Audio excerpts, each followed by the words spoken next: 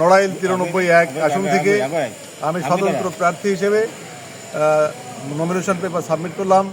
আমার উদ্দেশ্য অবহেলিত নড়াইল এবং কালিয়া নোড়াগাতি প্রত্যন্ত এলাকায় আসলে উন্নয়নের ছোঁয়া পড়েনি বিগত সরকারের সময়।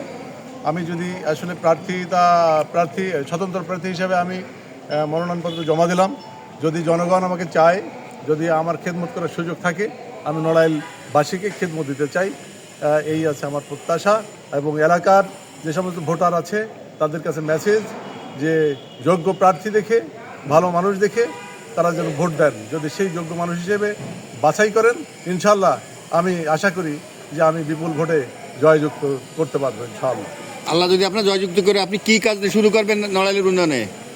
হ্যাঁ, আমি যদি এই কনস্টিটুয়েন্সির এমপি হিসাবে নির্বাচিত হই, তাহলে আমি সর্বপ্রথমে দেখব রাস্তাঘাট, যোগাযোগ ব্যবস্থা এবং শিক্ষা ব্যবস্থা, স্বাস্থ্য ব্যবস্থা, নড়াগাতি বড়দিয়া ব্রিজ, অন্যান্য যে সমস্ত অবকাঠামোগত প্রজেক্ট আছে, সমস্ত ক্ষেত্রেই আমার অবদান থাকবে বলে আমি আশা করছি ইনশাআল্লাহ।